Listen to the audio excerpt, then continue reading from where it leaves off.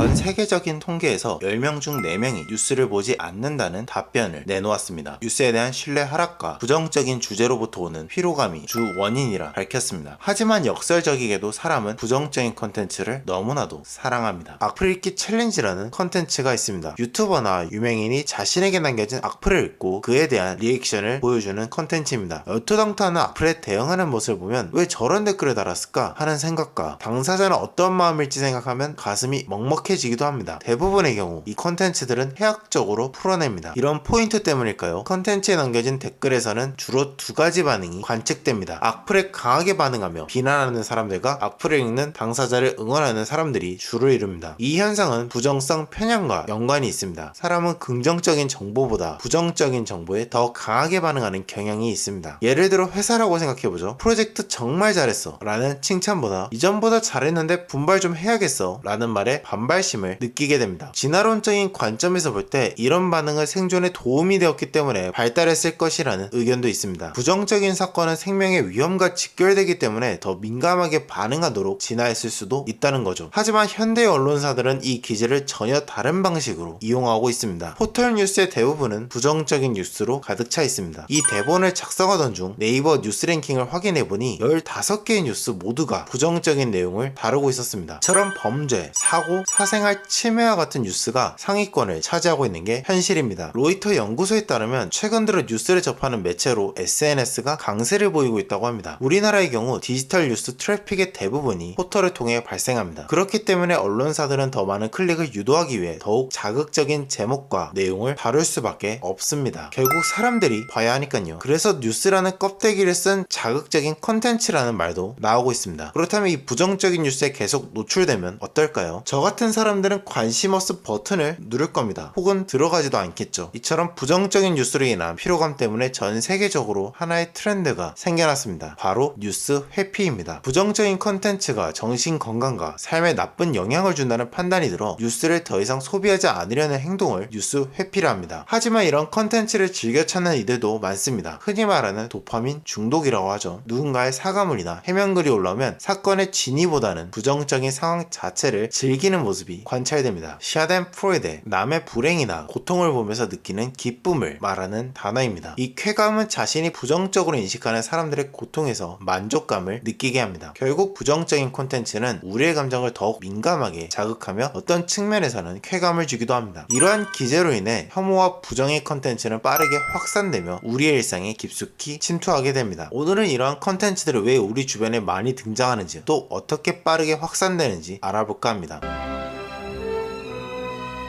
유튜브의 컨텐츠는 알고리즘에 의해 동작합니다. 컨텐츠가 대박나기 위해서는 많은 사람들에게 도달해야 합니다. 알고리즘의 선택을 받는다는 표현이 있습니다. 유튜브 알고리즘은 업데이트에 따라 변경되지만 기본 골조는 변하지 않습니다. 바로 사람들의 참여가 많을수록 컨텐츠의 확산이 빨라집니다. 참여의 예시로는 좋아요, 썸네일 클릭, 시청 지속시간 등이 있습니다. 이런 활동이 많을수록 컨텐츠 도달은 기하급수적으로 늘어납니다. 그렇다면 어떤 컨텐츠가 사람들의 참여를 많이 끌어낼까요? 당연히 재미있는 컨텐츠가 많은 인기를 끕니다. 하지만 부정적인 컨텐츠의 확산 속도를 이기기는 쉽지 않을 겁니다. 앞서 말한 것처럼 사람들은 혐오나 부정적인 내용이 담긴 컨텐츠에 쉽게 반응합니다. 여러분도 아마 이런 컨텐츠에 열광하는 사람들의 모습을 본 적 있을 겁니다. 이처럼 부정적인 컨텐츠를 보고 활동하는 사람들이 점차 늘어나면 어떻게 될까요? 그 컨텐츠가 우리에게 노출되기 시작합니다. 내가 보고 싶지도 않고 관심도 없었던 사람의 부정적인 소식을 접하게 됩니다. 이는 내 의지와는 전혀 상관없이 알고리즘에 의해 노출되는 것입니다. 퓨 리서치 센터의 연구에 따르면 논란이 되거나 자극적인 컨텐츠는 높은 참여율을 기록하는 경향이 있다고 합니다. 이는 알고리즘이 사용자 참여를 극대화하기 위해 부정적이거나 논란이 되는 컨텐츠를 더 많이 노출하기 때문이라고 합니다. 실제로 소셜미디어 사용자 경험에 대한 조사 결과를 보면 사용자 70%가 자신을 화나게 하는 컨텐츠를 접했다고 보고했습니다. 유튜브의 알고리즘을 예시로 들었지만 사실상 어떤 플랫폼을 이용하더라도 혐오와 부정으로 가득 찬 콘텐츠의 홍수를 피하기란 쉽지 않습니다.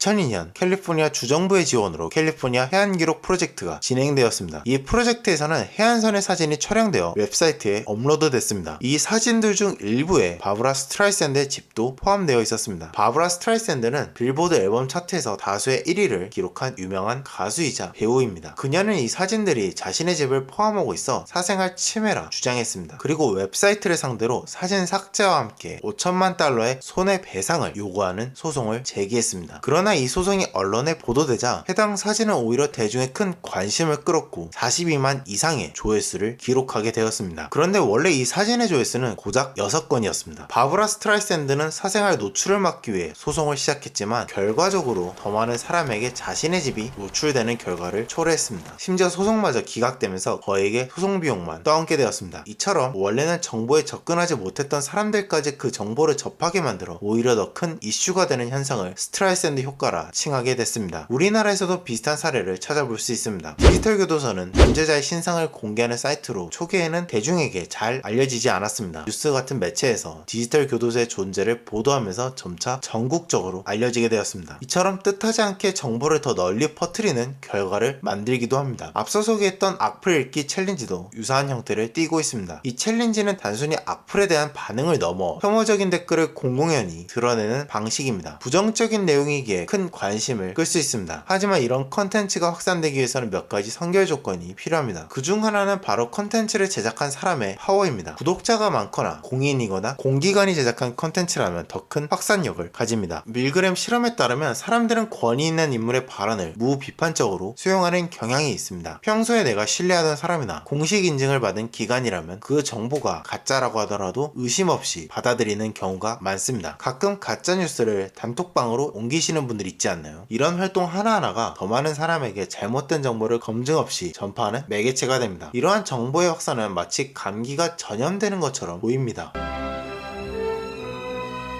로이터 연구소의 조사에 따르면 17년에서 24년 사이 뉴스 회피율이 29%에서 39%로 늘었다고 합니다. 주된 원인으로는 부정적인 뉴스가 정신에 미치는 영향과 그로 인한 무력감이 꼽힙니다. 사람들은 지속적으로 부정적인 뉴스에 노출되면 스트레스 반응을 일으키게 됩니다. 이 스트레스는 불안감, 우울감, 그리고 무기력으로 이어질 수 있습니다. 이러한 감정이 발생하는 근본적인 원인은 부정적인 뉴스를 접했을 때 그 문제를 내가 해결할 수 없다고 인식하기 때문입니다. 직장에서도 내가 해결할 수 없는 문제를 마주하면 답답함이 먼저 느껴지지 않나요? 내 멘탈을 위해 뉴스를 피하려 해도 100% 피하는 것은 어렵습니다. 이미 많은 언론사가 SNS 플랫폼에 뉴스를 업로드하고 있어 혐오와 부정으로 얼룩진 컨텐츠를 피하려 해도 결국 내 눈앞에 나타날 수밖에 없습니다. 그렇다면 모두가 이런 뉴스의 소비를 줄이면 되지 않을까요? 이런 질문이 제 머릿속에 떠올랐지만 오히려 자극적인 컨텐츠의 수위를 더 높이는 계기가 될 것입니다. 많은 조회수를 얻기 위해 더욱 자극적이고 혐오스러운 뉴스가 등장할 가능성이 큽니다. 이건 지독한 악순환의 시작입니다. 그래서 플랫폼과 언론사들은 이 뉴스 회피 현상을 줄이기 위해 여러 대책을 제시하고 있습니다. 대표적으로 유튜브에는 관심 없음 설정 기능을 제공하고 있고, 언론사들은 기획 및 특집 보도를 통해 부정적인 내용을 심층적으로 다루거나 쇼폼 컨텐츠로 전달 시간 자체를 줄이려는 노력이 있습니다. 하지만 로이터 뉴스의 리포트를 읽어보면 이런 노력들은 예전부터 있었습니다. 그럼에도 불구하고 늘어나는 뉴스 회피는 더 효과적인 새로운 방안을 요구하는 것처럼 보입니다. 혐오는 아무리 막으려 해도 뉴스가 됩니다. 특히 파편화된 정보일수록 이런 뉴스를 접할 확률이 높아집니다. 그래서 포털 뉴스를 보더라도 제목만 보지 말고 전체 신문이나 다양한 시각을 제공하는 매체를 보는 것이 좋습니다. 또는 그 뉴스가 왜 발생했는지 원인을 찾아보면 마음이 편해질 때도 있습니다. 유튜브의 알고리즘을 초기화하는 방법도 있습니다. 시청 기록을 삭제하거나 비활성화하면 내 피드에 원하지 않은 정보가 덜 노출됩니다. 이렇게 하면 구글 검색창처럼 내가 필요한 정보만 찾아서 볼 수 있게 됩니다. 뉴스 회피에 대한 이야기를 나눠봤는데 이 현상은 전 세계적인 트렌드입니다. 그러나 의외로 뉴스 신뢰도에 대한 퍼센트지는 큰 변화를 보이지 않았습니다. 결국 사람들은 부정적인 뉴스가 싫은 거지 뉴스 자체를 거부하는 것이 아닙니다. 부정적인 뉴스에 끌려가지 않고 자신이 선호하는 주제나 신뢰할 수 있는 출처의 정보를 골라 피드를 꾸미는 것도 하나의 해결책이 될 수 있습니다. 내 정신 건강을 위해 한번 시도해보면 어떨까요?